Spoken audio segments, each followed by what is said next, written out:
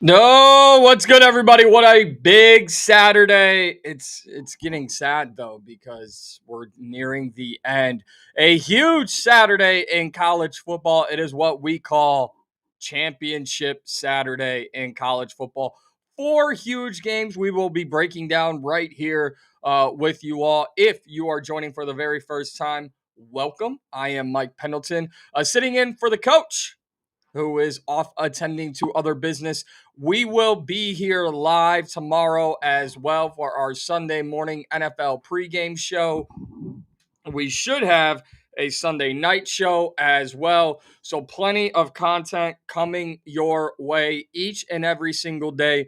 Monday through Friday, you've got the Coach and Company morning show, 10 a.m. Eastern, right here on this YouTube channel, as well as Stadium.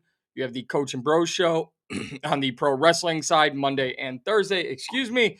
You got Off the Ropes with the coach, 2 to 4 Eastern every single day, channel 156 on Sirius XM. I believe that is all of the housekeeping that needs to be taken care of. JC1, good morning to you, sir. Good morning to all of our premium members. We also do premium pop-ups. We should be doing a few more this upcoming week with the holidays kind of slowed down. We'll see how that schedule plays out. The best thing you can do, become a premium member, hit your notification button, or just subscribe to this channel. We've seen the numbers rise increasingly very, very quickly, and that's a big thanks to all of you. All right, let's not waste any more time. First and foremost, let's get into the big news in college football. Penn State finally, I believe it over 50 days later, they have their new head coach, Matt Campbell of Iowa State, hired to an 8-year deal to be the next Nittany Lions head coach. And I have to say, given all the conversations, given all the names that were thrown out, given all the possibilities that were thrown into the college football universe, I don't hate this. I don't hate it. Matt Campbell never made Iowa State a juggernaut, but they weren't somebody you wanted to play. They weren't somebody you were very much looking forward to every single week. Even if you had a good team, Iowa State was never going to be easy. And going in to Iowa State, was never easy for opponents as well. Iowa State obviously started off the year as one of the higher ranked teams. Now Matt Campbell comes into the Big Ten Conference, and we'll see. We'll see. 5-4 on the season, but a lot of good talent, a lot of very good pro level talent at Iowa State over the years.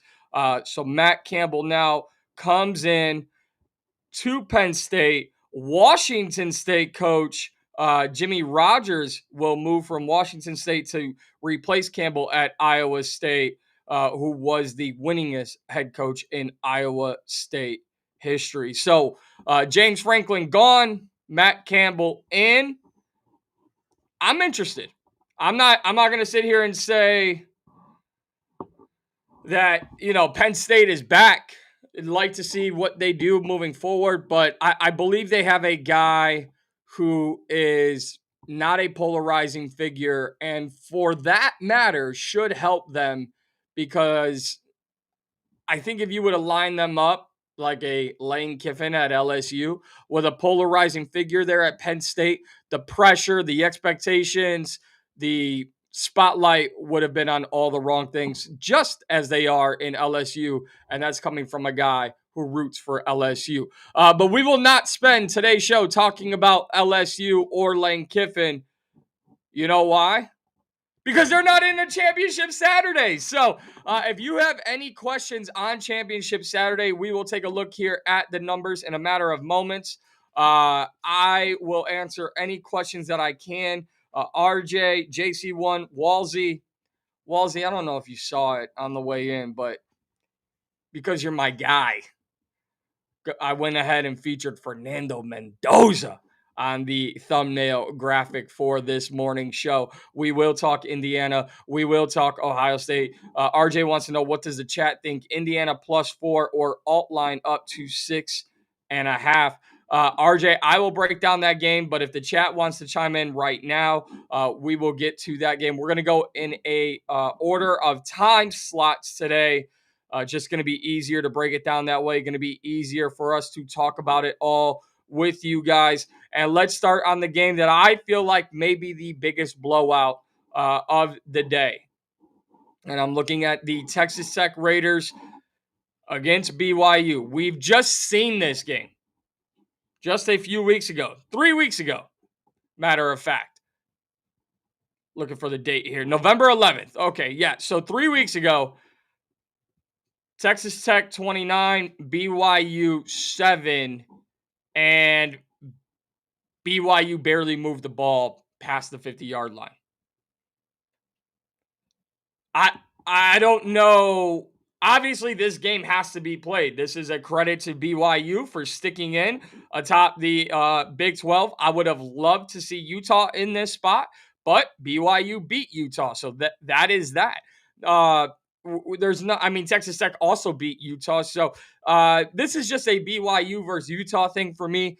Texas Tech was going to roll through at this point anybody that they played in this conference championship. Let's see. Over the last 3 games, they defeated West Virginia 49-0.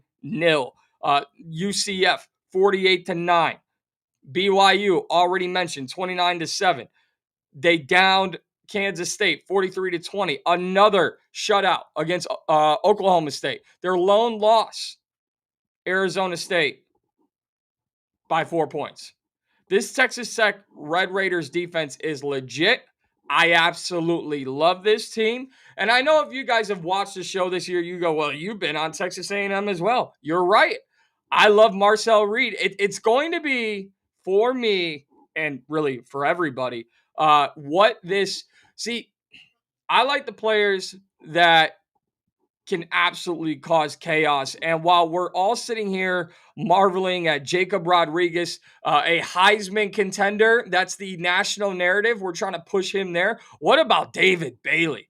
I mean, 12 and a half sacks, one of the top sack getters in the country in college football. And more than anything, 114 sack yards. So when he sacks you, he's truly ending your drive, your chance, your opportunity at anything on the offensive side. My camera was a little crooked there. I love David Bailey.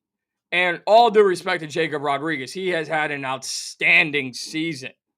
But for me, a guy who can literally put up sack numbers that cost your team an entire football field and more, I love David Bailey in this spot.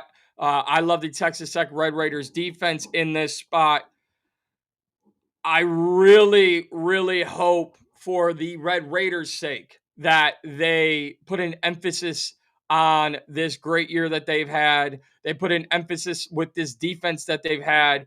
We saw Bear Bachmeier and BYU just struggle time and time again between these two. Now, BYU's got some energy. Their head coach, who was mentioned in the conversation for the Penn State job, he's staying. That was announced this week. And so now all the focus is here. So we will see what that does for BYU. But again, I don't believe in BYU. I'll ask the chat. Do you guys believe in BYU? Because I don't. That is two very good calls, JC. Number one, I should probably give out my line. I don't mind minus 12.5 for Texas Tech. Why? Not only because they've continued to show a repeat pattern of dominance, but I'm all in. If they want to clinch that top 4 seed and get that bye, I believe Texas Tech not only covers the minus 12.5, but also I'm with JC1 on this. I like the over. And that's asking for a lot. So if you like the over to hit 50, and you like me want Texas Tech, can they win by 13 points and also reach 50? We'll see. I'm very interested. Obviously, LJ Martin averaging 102 yards per game for the Cougars. This is going to be a good game. This is going to be a good game. RJ says, may not believe in BYU, but he may believe in their spread at 12.5. I am just shocked. And I don't, it's not recency bias for me. It's just one of those games where it's like, we've seen this game already. And it's not Alabama, Florida State in the beginning of the season. Guys, this was less than a month ago. So what are we, I'd be really interested to hear from the chat what you guys see in BYU or what you don't see in Texas Tech to believe that they will just roll through them again. So go ahead and drop those in the chat if you would like. I'm very high on this Texas Tech Red Raiders team, and for no other reason than their defense.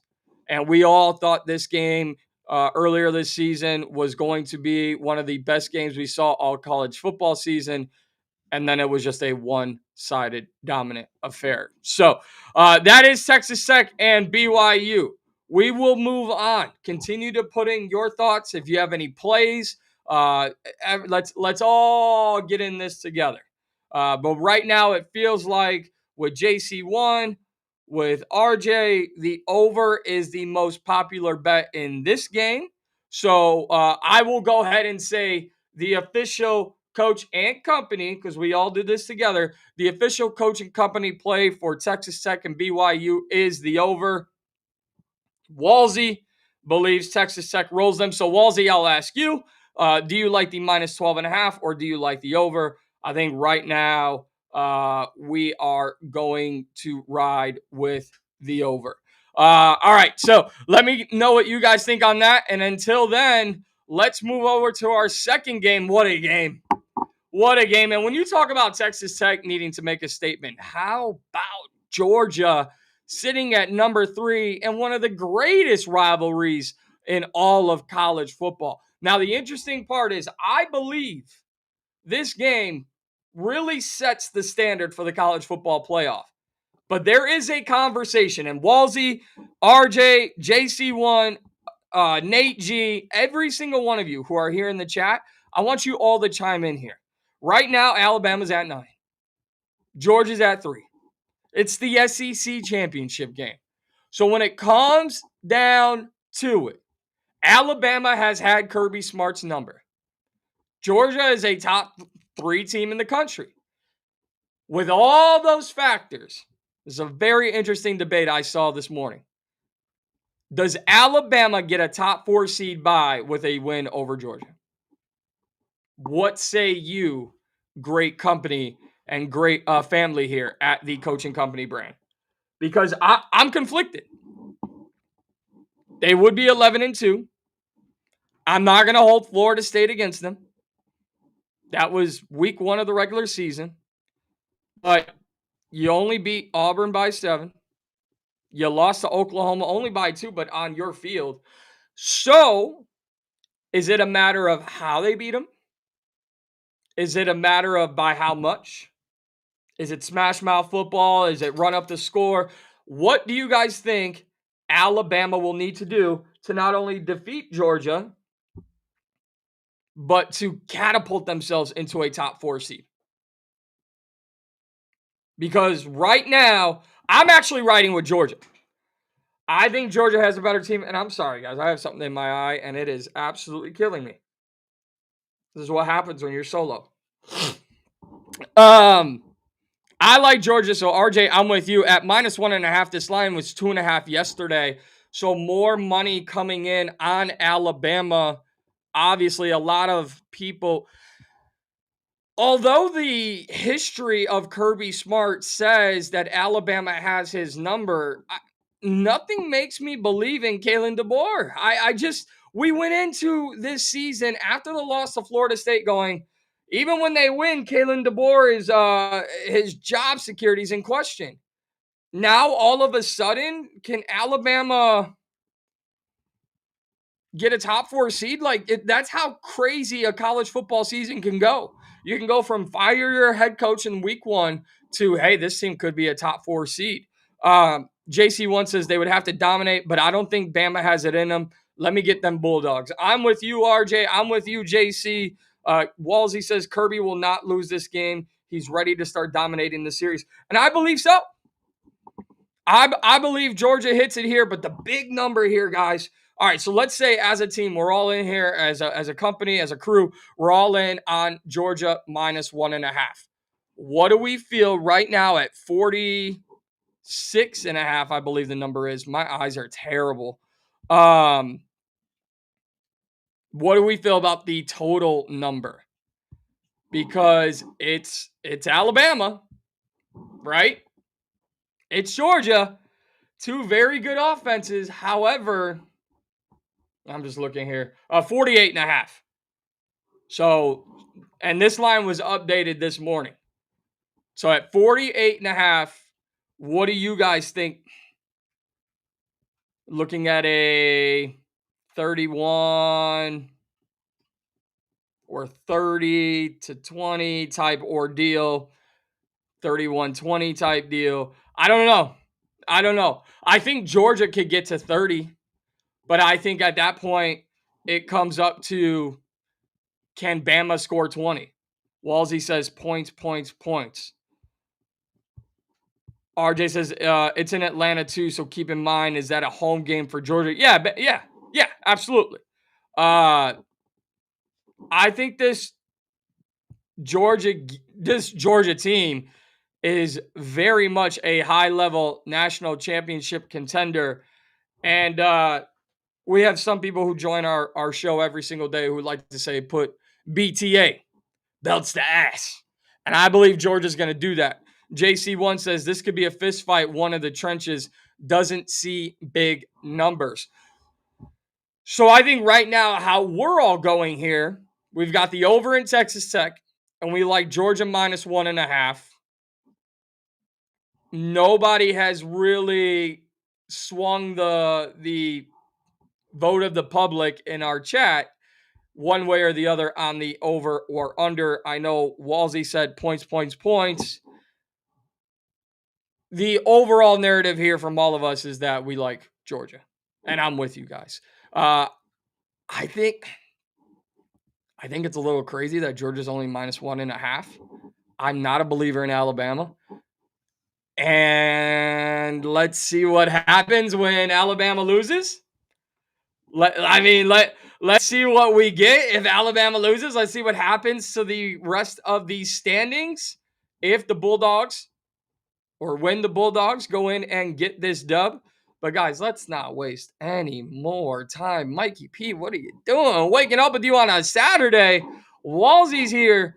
Come on, man. Don't make Walsey wait. Let's get to it. My favorite game of the season, of the year, of this weekend.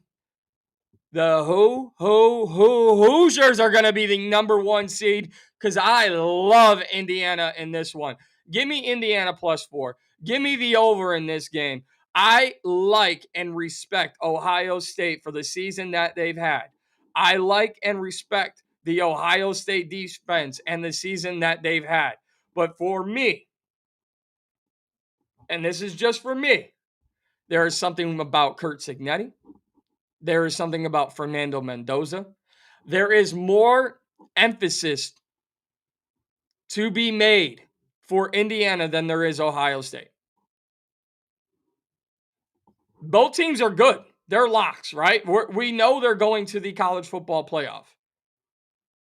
At the end of the day, one of these teams will be a top 4 seed. I think the conversation becomes, does the loser of this game become the 4th seed? I would like to believe so, because at some point we got to talk about Duke and Virginia, and I'd rather not. So I think we're going to see, well, we'll get to that in a second. But I think Fernando Mendoza knows he can solidify his Heisman case today. I believe Curt Cignetti has bought this team into, it doesn't matter about the program on the other side of the football field. It doesn't matter what their helmet or jersey says. We have a job to do. Let's go out and do it. Now, putting up points against this Ohio State defense, easier said than done. But make no mistake about it. If you want to play strength of schedule,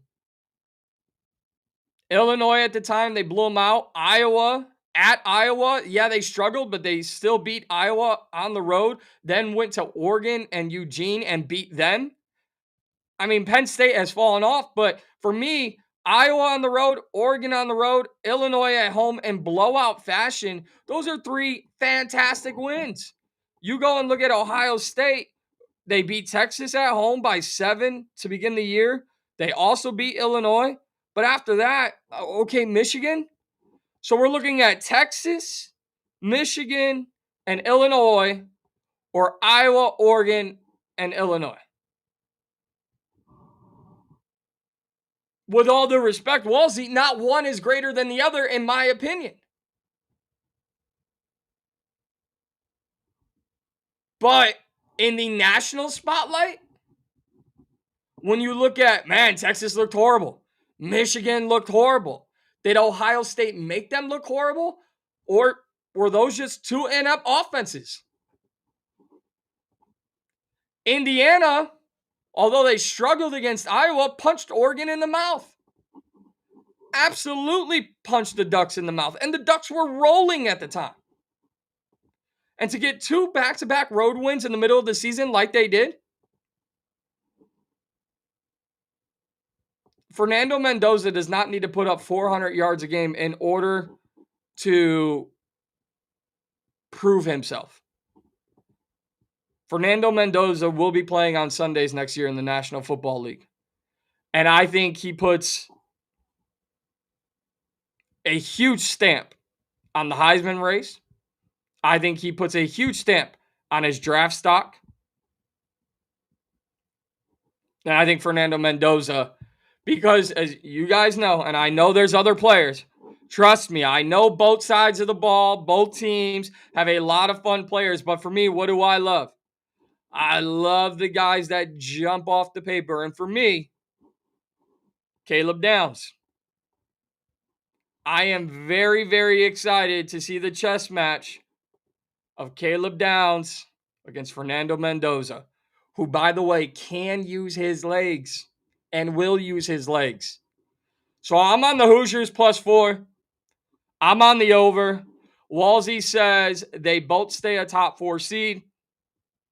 Get to that in a moment.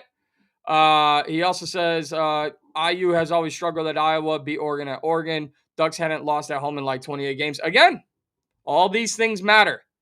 RJ says this will be the closest game today. Ohio State hasn't played a team like Indiana. And here's the thing for me. Ohio State, yes, they're the reigning defending national champions. But Indiana was right there. And then what did we say all season to begin the year? Indiana was a nice story last year. And then they said, hold my beer. We're going to go ahead and show you guys that this wasn't a one-year wonder. So when you have a great season like they did last year, and you get to the top like they did last year, only to fall down and then have everyone doubt you coming into this year, to me, it all lines up for Indiana. To me, it all lines up for the best game of the day. And what do you know? We get it on Fox. Joe Clack, Gus Johnson. Mendoza! Touchdown! I can't wait. I think that was a horrible Gus Johnson impression, by the way. So let's not ever talk about that again, guys. Let us not ever talk about that again. All right, last game on the docket. It's a game I guess we have to talk about. And I'm going to be very, very real with you guys. Don't care. Don't care. Duke and Virginia for the ACC championship game. And I've been so locked in, especially on the Big Ten and SEC championship games, like most intelligent football fans do. I don't even know what the chaos is if Duke wins. So if somebody can explain to me in the chat so I can let everybody know, what happens if Duke wins? Because I feel like Miami should be in this game, and that's neither here or there, but I digress. Duke +4.5. Virginia -4.5. this number at 57.5. I think, yes, JC has hit the nail on the head. He said it's VA all day. Duke, it's basketball season. And I get that. But like a 7-5 team in a conference championship, can someone please explain the chaos that could happen here? Because we do have a few games from yesterday in Championship Friday with James Madison, which, by the way, I don't even want to talk about them. Tulane defeated North Texas. So if someone could please explain to me what happens if Duke wins, like the chaos that it would create, I'm here for it. I'm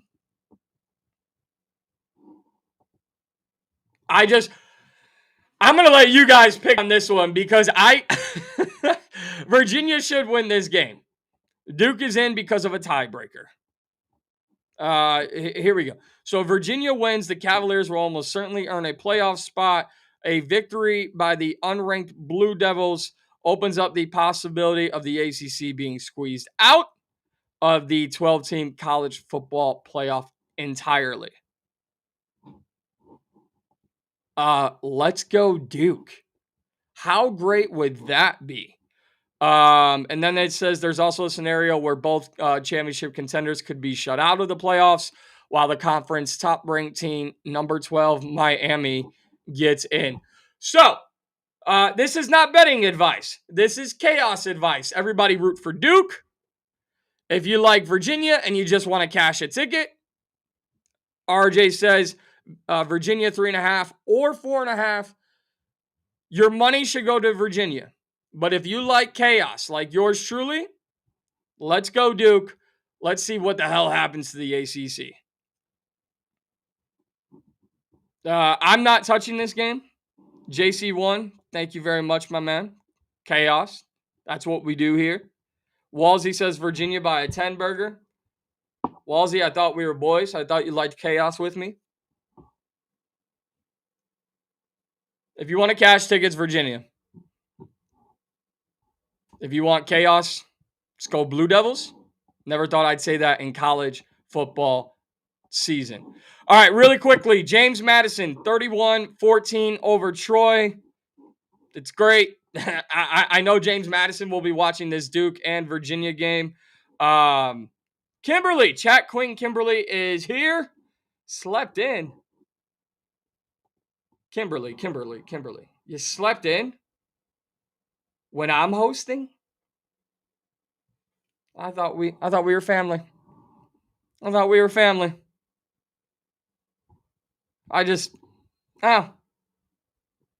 Xavier won last night.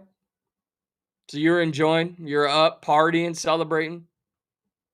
You didn't see that Mikey P would be hosting today. It's okay. It's all right. I guess sometimes family looks the other way. Sorry, I'm just kidding, Kimberly. You're the best. I appreciate you even showing up, although we are getting ready to wrap up. I do want to rant a little bit before I get out of here. And it has nothing to do with the fact that I had James Madison on the spread. 31-14 in the championship game of the Sun Belt Championship last night. So aggravated that me and Brandon were texting about it.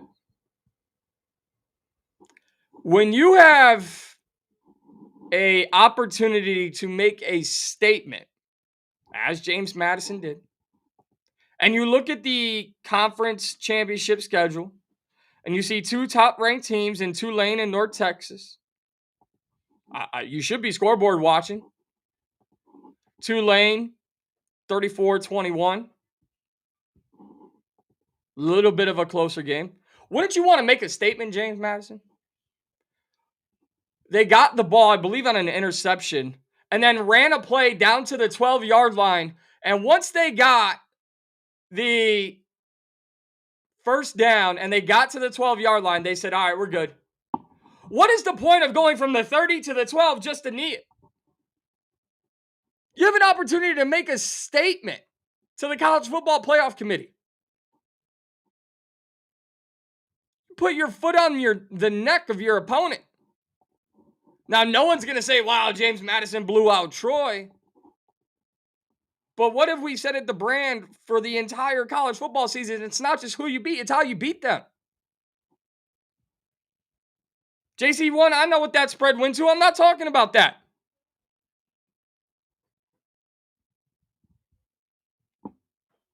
We're not talking about the spread because I'm not going to make it about me. JC1, I see you. Trying to get me caught up. I'm trying to deliver a passionate, intelligent, fired up as a fan of college football. I would never come here and make a rant about my missed bet ever. I would never do that. Kimberly says they're getting Billy Napier as their new head coach. Great! I'll never watch James Madison again. I'll never place any wagers on James Madison ever again. But when you're up by 17 and Mikey P just needs one touchdown and an extra point from you, you couldn't help your boy out. You couldn't send a message. I'm disappointed. And therefore, I'll end with this. I don't want to see James Madison in the college football playoff. I don't care what happens. I don't care if Duke and the committee, I don't care. You're dead to me, James Madison. You were a fun story. I even bragged about the Dukes throughout this season. I tried to sell you guys on their games like once or twice. You're dead to me. And now you have Billy Napier as your head coach? I don't know what's more emphatic than dead to me, but whatever it is, that's what you are, James Madison. Tulane, I love Tulane all day yesterday. Me and Brandon privately were on opposite sides of the fence there. Tulane knocks them off 34-21. North Texas, for as good as they were, just like Walsey said, couldn't get it done. Only 121 yards rushing. Walsey asked, who built that JMU team? Walsey, since you asked, I'm going to guess Mr. Signetti. Am I right? Because I actually don't know. But I'm going to guess since you asked, it's Signetti. And if it is, please let me know because then I'm going to really end this morning's show. Okay, it was Signetti. So you have one of the most polarizing figures in all of college sports. Hell, in all of sports. And Mr. Google me. Coach your football team. Leave a legacy in your program. That winning is not good enough. It's how you win. And when given the opportunity, punch your opponent in the mouth. And you couldn't do that against Troy last night? I'm not going to sit here and gimmick infringement on coach and say, what are we doing? But James Madison, do you see this look of disgust in my face? Disappointment is an understatement. It'll be nice. You know what? It'll be nice. In January, when the college football playoff is around, we'll invite James Madison over to the Pendleton Palace because they'll be doing exactly what I'm doing, sitting on the couch watching the game. Could have just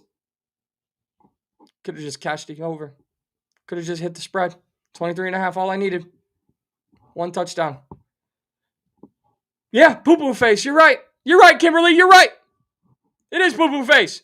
Because why do you run a play from the 30-yard line down to the 12 and then say game over? They didn't have timeouts to stop the clock. Walsey, thank you. They needed style points and they failed. All right, guys. So to wrap it all up, if you missed it, here is a quick summary of what myself and the chat, we all came to agreement on. In the Texas Tech BYU game, we like the over. Some, like RJ, are on BYU plus 12.5. The overall consensus, the over. Georgia, Alabama, overall consensus, Georgia, minus 1.5.